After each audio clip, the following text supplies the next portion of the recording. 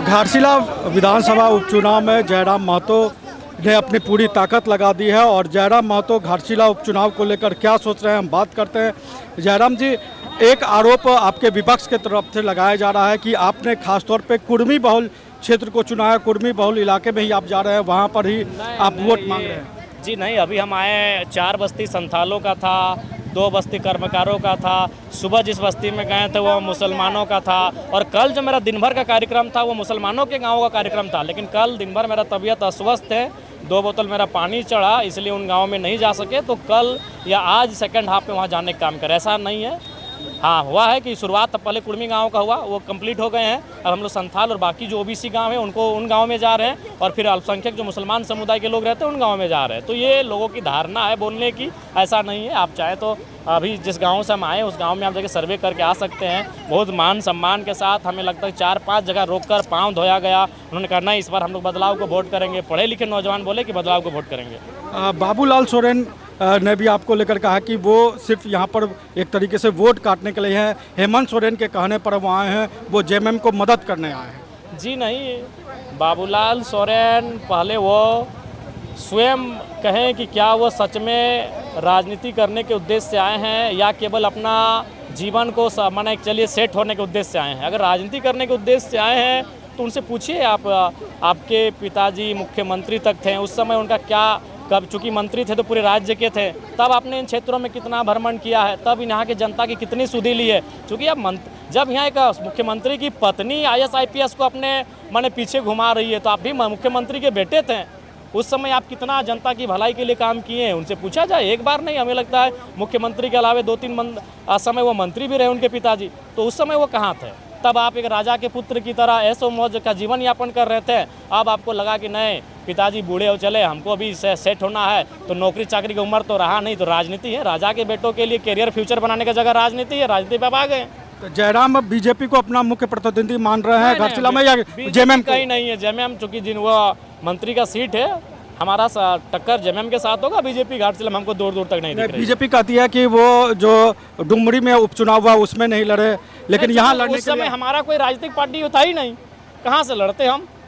हमने स्पष्ट कहा था कि हम जब राजनीति के जीवन की शुरुआत करेंगे तो हम लोग पहले शुरुआत करेंगे कि बढ़िया से, उसके बाद उपचुनाव लड़ेंगे। हम लोग पहले हमने कहा था। डुमरी में हमारा पार्टी नहीं था, उस समय JBK के नाम से जाने जाते थे। रामगढ़ भी हुआ था, मांडर भी हुआ था। हम लोग जब से आंदोलन कर रहे 3 उपचुनाव सामने मिला है, तीनों उपचुनाव हम लोग नहीं लड़े क्योंकि हमारा पॉलिटिकल पार्टी बना नहीं था। लेकिन हम लोग मेन चुनाव में लड़ लिए 2024 में, उसके बाद हम लोग उपचुनाव में आ रहे, चूँकि अब हम पॉलिटिकल पार्टी बन चुके हैं, अब उपचुनाव हम लोग लड़ेंगे।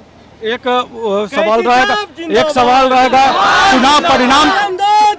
चुनाव परिणाम को लेकर एक सवाल रहेगा। अगर इस सीट पर, घाटशिला सीट पर JLKM जीतती है तो उसका क्या असर होगा, हारती है तो उसका क्या असर होगा, जेएमएम जीतती है तो उसका क्या असर होगा, हारता और बीजेपी जाती है। घाटशिला में खोने के लिए कुछ भी नहीं है। हम जीतते हैं तो ठीक है, हारते हैं तो फिर वहीं से शुरुआत करेंगे। हमारे लिए पास ऐसा कोई शर्त और कुछ नहीं है। हम लोग जीतेंगे तो बहुत सुंदर होगा, शुभ होगा, और हारेंगे तो भी फिर वहीं से हम संघर्ष से शुरुआत करेंगे। बीजेपी अगर जीतती है और हारती है तो उसका क्या होगा? बीजेपी से पूछिए। नहीं, बीजेपी अगर हारती है तो उसको आपको लगता है कि चंपई सोरेन की राजनीति पर उसका लेना चाहिए? अच्छा, एक आखिरी सवाल जयराम जी, एक आखिरी सवाल रहेगा। झारखंड मुक्ति मोर्चा अगर यहाँ इस सीट को जीत लेती है तो ये क्या जो झारखंड मुक्ति मोर्चा की सरकार चली है उसको पास माना जाएगा? 1 साल नहीं, पास नहीं माना जाएगा। अगर झारखंड मुक्ति मोर्चा सीट को जीतती है तो फिर समझ लीजिए कि विकास के बात नहीं होंगे। वो आंसुओं से चुनाव जीत जाते हैं, वो जातीय समीकरण से चुनाव जीत जाएंगे, भावनाओं से, तो फिर विकास की बात नहीं होगी, रोजगार की बात नहीं होगी, शिक्षा की बात नहीं होगी, स्वास्थ्य की बात नहीं होगी। ठीक है, धन्यवाद जयराम महतो, आपने समय दिया। नमस्कार, जोहार।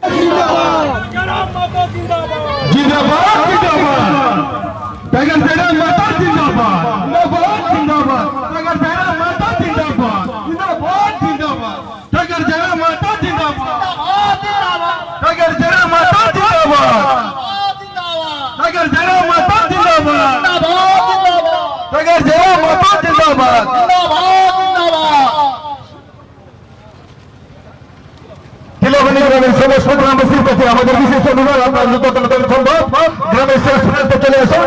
আমাদের টাইগার জয়রাম মাতো আপনাদের কাছে বিশেষ কিছু কথা রাখবেন, আপনারা ধ্যানপূর্বক শুনে যাবেন।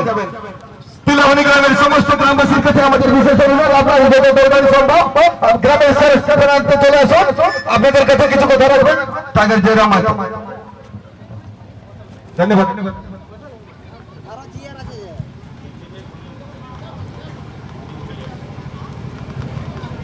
তো আজকে তিলাবন্ডি গ্রামে যত মায়েরা মাসিরা দিদিরা কাকিরা দাদুরা কাকুরা জেঠুরা আসেছে বসেছে এখানে সবাইকে নমস্কার, সবাইকে জোহার।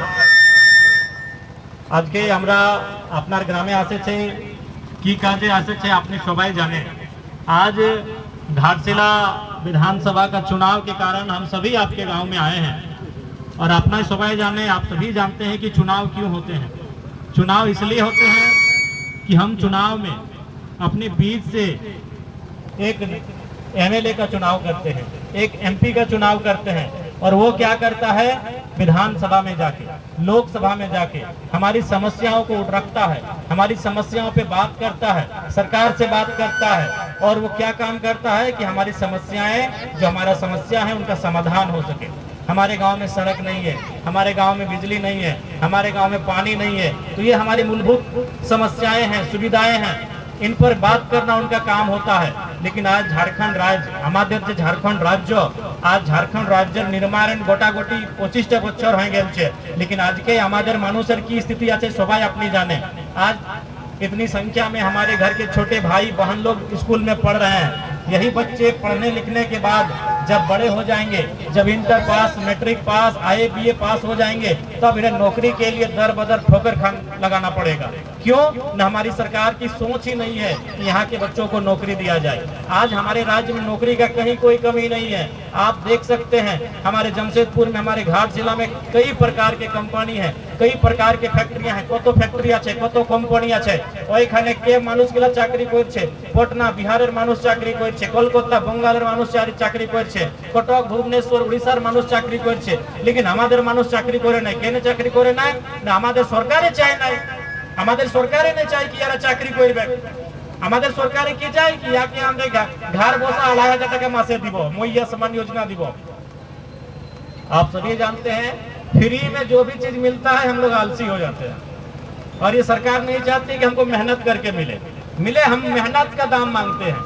हमारा भाई लोग मेहनत करके पढ़ रहा है, 10 साल पढ़ाई करता है, 15 साल पढ़ाई करता है, कोचिंग जाता है, रांची तक पढ़ने जाता है, कोई पटना कोई कोटा पढ़ने जाता है। तो जो मेहनत किया है मेहनत का दाम दीजिए, हमको फ्री में नहीं चाहिए। आज আমাকে বলছে कि हमरा 2,500 টাকা মাসে দিচ্ছে। और यही मुख्यमंत्री महोदय है हमारे बोकारो जिला में, इनके गठबंधन का एक विधायक है, इनका बहुत फेवरेट विधायक है। लोग उस विधायक को मुख्यमंत्री का साढ़ू तक बोलते हैं। वो एक दिन में 1 करोड़ रुपया कमाता है।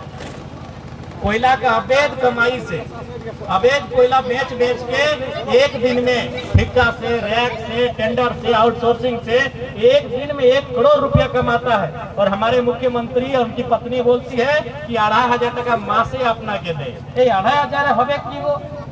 এই আমাদের রাজ্য, আমাদের রক্তর রাজ্য, আমাদের পূর্বজের রক্তর রাজ্য এটা। আর আমাকে বলছে আপনাকে আমরা মাসে 2,500 টাকা দিয়েছি। तो हम भी उनको कहेंगे कि जो मुख्यमंत्री की पत्नी मैडम है वो 2,500 रुपया ले, फिर वो 2 लाख का सैलरी कहे ले रही है, फिर सरकारी सुविधा कहे ले रही है, ले वो 2,500 रुपया और अपना जीवन यापन करे। माने ये तो भेदभाव है ना कि गांव घर की गरीब महिला को कह रहे हैं कि आप 2,500 रुपया में अपना जीवन काटिए, उसी में बच्चों को पढ़ाइए, उसी में बड़ों का दवाई पानी कीजिए, उसी में बचाइए, उसी में घर करना चलाइए और उसी में 2,500 रुपया में सब कुछ देखिए। खुद क्या करते हैं, 2 लाख का सैलरी चाहिए, खुद सरकारी आवास चाहिए, खुद उनको पर डे ट्रेवलिंग भत्ता चाहिए, उनको सारा सुख सुविधा चाहिए, लेकिन गांव घर की गरीब महिला को 2,500 चाहिए। भेदभाव वाला सिस्टम है। इसलिए सरकार से मांगिए कि हम लोग को हमारा मेहनत का दाम दीजिए। हमारे खेतों में पानी कैसे आएगा, सिंचाई की व्यवस्था कैसे होगी, हमारे स्कूलों में पढ़ाई कैसे ठीक ठाक होगी, वहाँ टीचर का कमी है क्या, हमारे बगल में जो स्वास्थ्य केंद्र है वहाँ दवाई की कैसे व्यवस्था होगी, उस पर बात करिए। हमारे नौजवानों को, हमारी पढ़ी लिखी बहनों को यहाँ काम कैसे मिलेगा, उस पर बात कीजिए। तो সেই জন্য মায়েরা মাসিরা দাদিরা আপনাকে অনুরোধ করতে এসেছে, এইবার নতুন পলিটিক্সের দরকার আছে। এই চেঞ্জিং এর পরিবর্তনের সময় বটে, এটা পরিবর্তনের সময় বটে, আর আমরা পরিবর্তন করবার জন্য এসেছে। সেই জন্য আপনার সঙ্গে অনুরোধ করছে कि এবার আপনার রাজার বেটারকে রাজার বানাবার দরকার আছে না। এবার রামদাস মুর্মু যে গরিবের ছেলের বটে, আপনার মধ্যের ছেলে বটে, ওকে ভোট দিয়ে নিয়ে বিধানসভার ভিতর পাঠাবি, এইটা আমরা অনুরোধ করছি, বিনতি করছি। সময়ের অভাব আছে মায়েরা মাসিরা দিদিরা, আজকে আমাদের 15টা 16টা গ্রামে কার্যক্রম আছে, সেই জন্য আপনি ভালো করে থাকবে এইটাই অনুরোধ আছে। আর আমাদের প্রত্যাশীর চুনাव চিহ্ন বটে কেচি ছাপ, ওদের নম্বর আছে নম্বর 5, এই 5 নম্বরে কেচি ছাপে ভোট দিয়ে নিয়ে বিধানসভার ভিতর পাঠাবি, এইটা অনুরোধ করছে। কাকু কেমন আপনি? ভালো লাগছে। সবাই যত বড় আছে সবাইকে গোড় লাগছে, আর যত এই আমাদের ভাইরা বোনরা মুনুরা যত ছোট আছে আশীর্বাদ দিচ্ছে। ঠিক আছে, সবাইকে নমস্কার, সবাইকে জোহার। रॉयल इंडिया में आपका स्वागत है। भारत के सबसे विश्वसनीय सोलर मोटर पंप और एमपीपीटी कंट्रोलर निर्माता। रॉयल इंडिया का high performance movable trolley solar water pumping system प्रस्तुत है। बेहतर दक्षता के लिए डिजाइन किया गया और आसानी से ले जाने योग्य। सरकारी परियोजनाओं के लिए अनुमोदित देश भर के कॉन्ट्रैक्टर्स और एजेंसियों की पहली पसंद। एमएनआरई द्वारा अनुमोदित, उल प्रमाणित, उद्योग मानकों के अनुरूप स्वदेशी उत्पाद। सार्थक ऊर्जा समाधान के लिए हमारे साथ साझेदारी करें। आज ही संपर्क करें।